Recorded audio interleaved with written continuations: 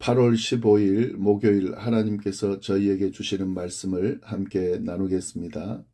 열왕기하 23장 21절부터 30절까지의 말씀입니다.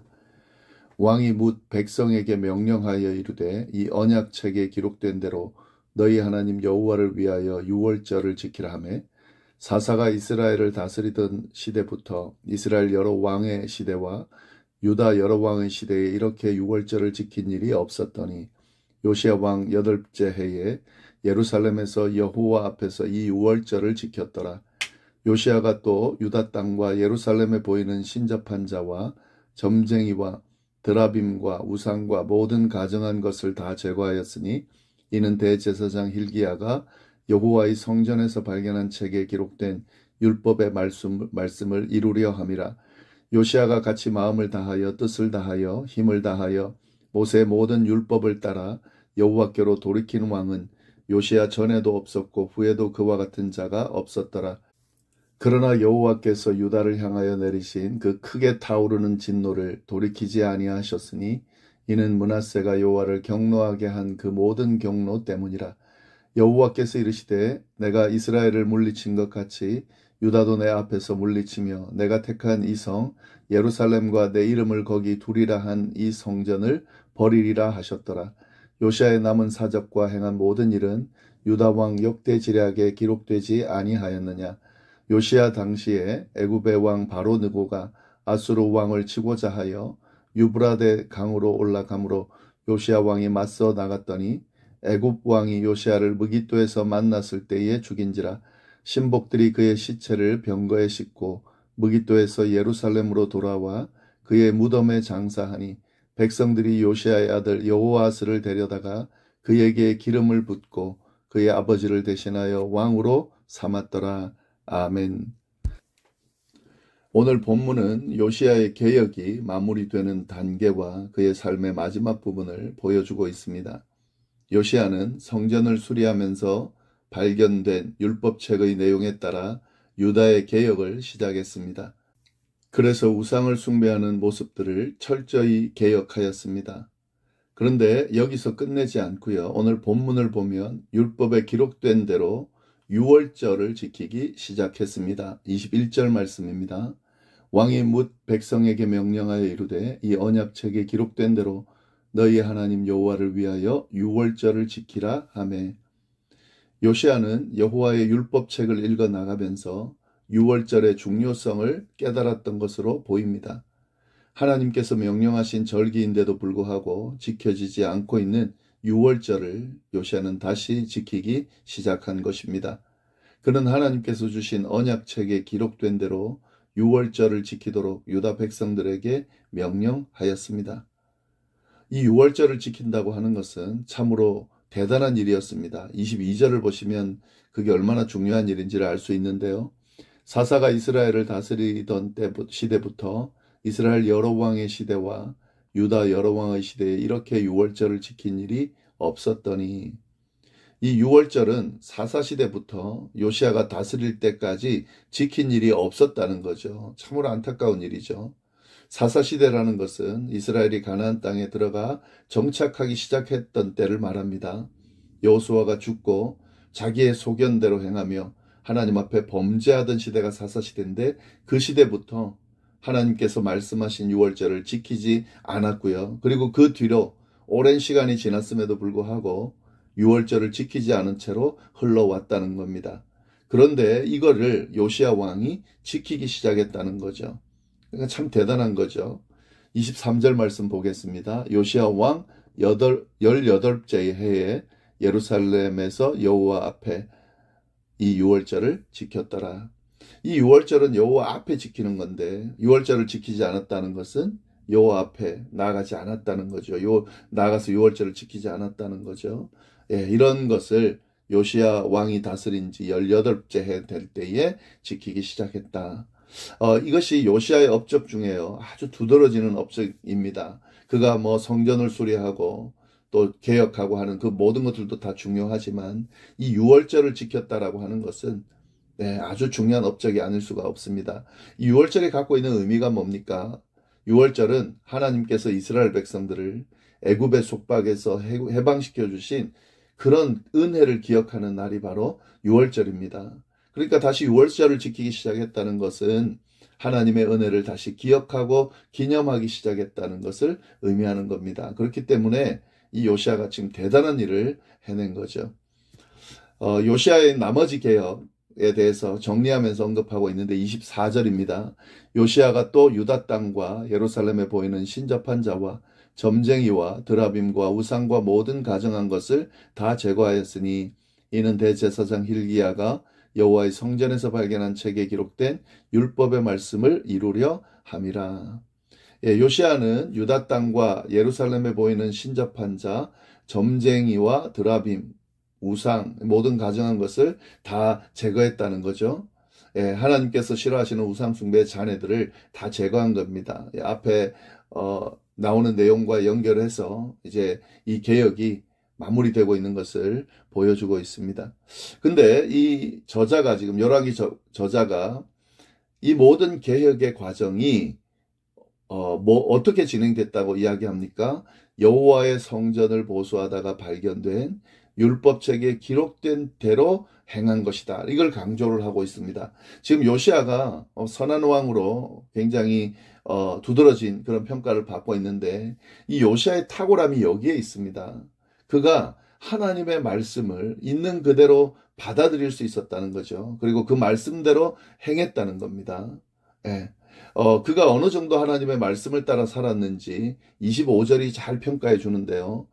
요시아와 같이 마음을 다하여 뜻을 다하여 힘을 다하여 모세의 모든 율법을 따라 여호와께 돌이킨 왕은 요시아 전에도 없었고 후에도 그와 같은 자가 없었더라. 진짜 탁월함이죠. 또 굉장히 엄청난 영광스러운 평가입니다. 요시아는 마음을 다하여 뜻을 다하여 힘을 다하여 모세의 율법에 따라서 행했다는 겁니다.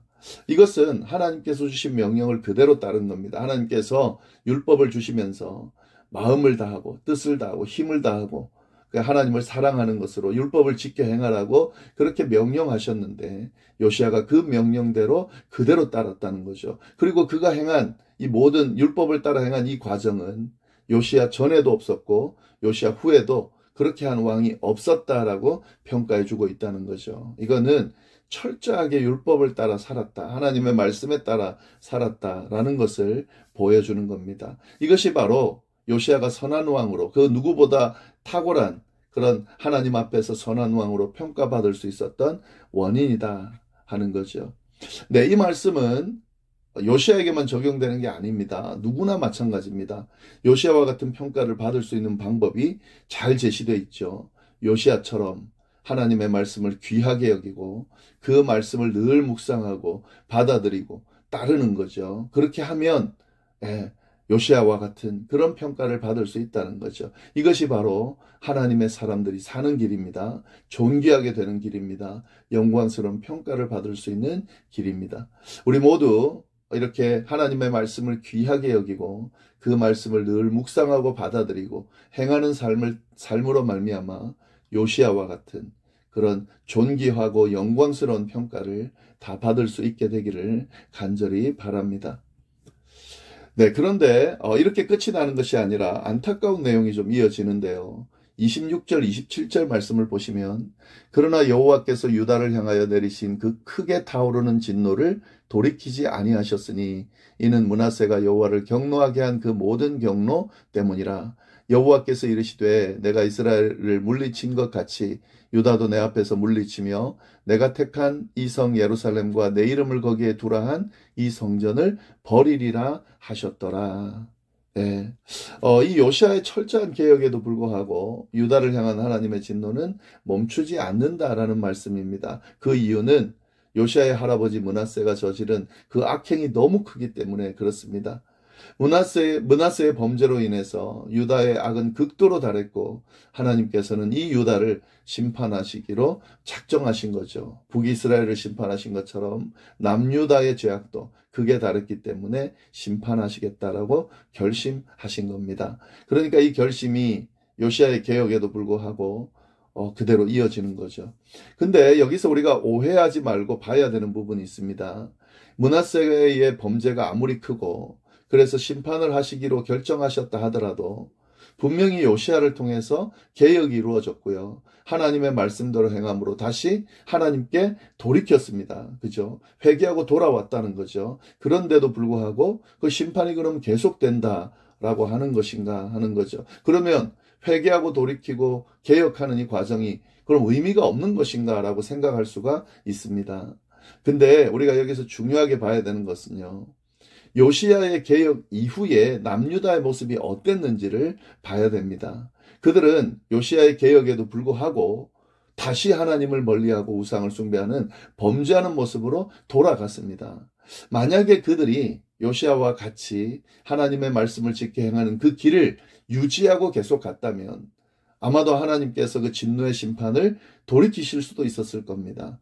그러나 그들은 다시 하나님의 말씀을 버리는 길로 므낫세의 길로 갔기 때문에 므낫세로 인한 그 진노의 심판이 계속 진행된 거죠. 남유다는 기회를 잡지 못한 거죠. 기회를 놓쳐버린 거죠. 그래서 멸망의 길로 가게 된 겁니다. 우리가 이걸 잘 봐야 됩니다.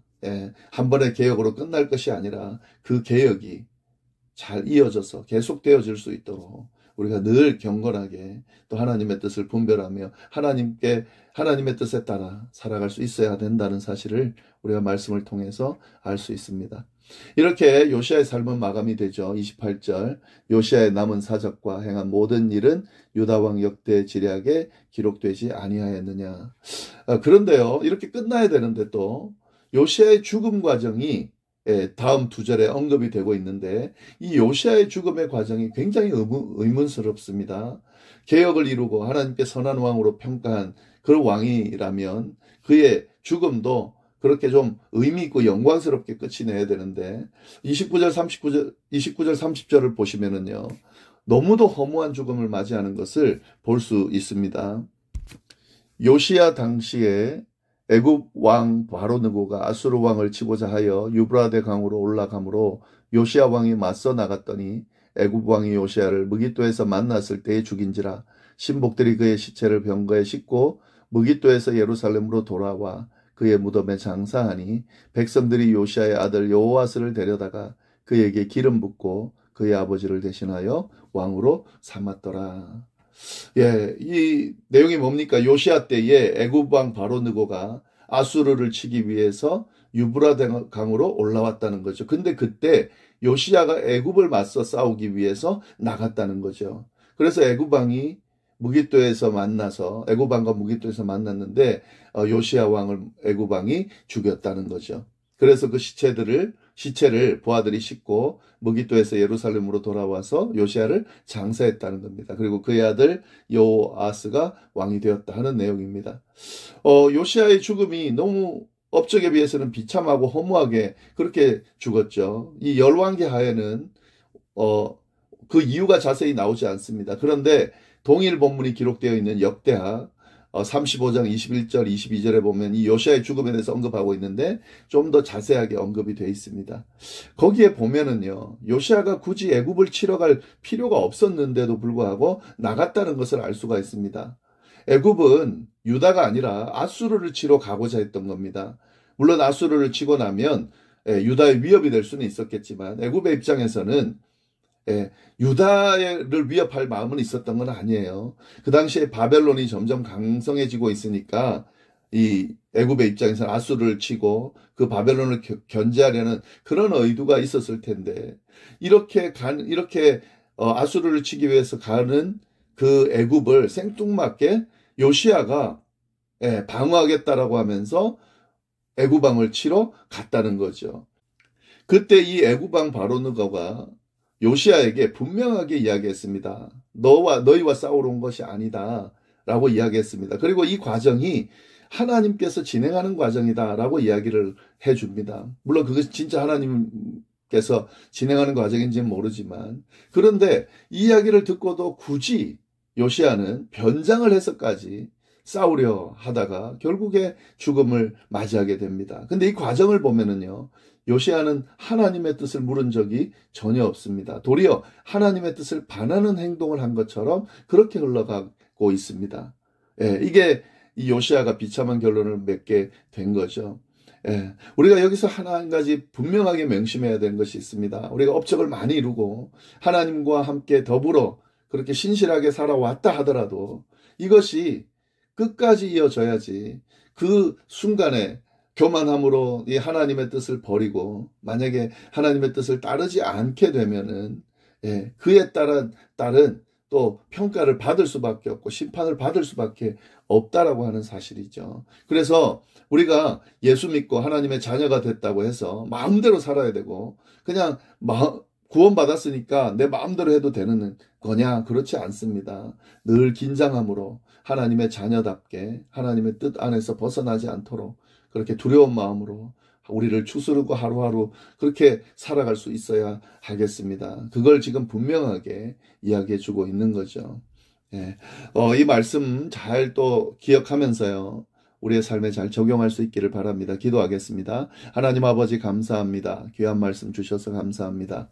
이 요시야를 통해 보여주는 이 교훈들을 우리가 잘 기억하면서 요시야와 같이 하나님의 말씀 따라 사는, 그래서 정말 선한 왕으로 평가받는 그런 우리의 삶이 되도록 인도하여 주시고, 또 요시야가 말년에 하나님의 뜻에 따르지 못한 그 모습으로 인해 좀 허무한 죽음을 맞이하는 이 모습을 보면서 우리는 그 길을 따르지 않도록 끝까지 주님을 신실하게 믿고 따름으로 인해 하나님 앞에 끝까지 충성하는 우리의 삶이 될 수 있도록 주여 인도하여 주옵소서. 감사하며 예수님의 이름으로 기도드립니다. 아멘.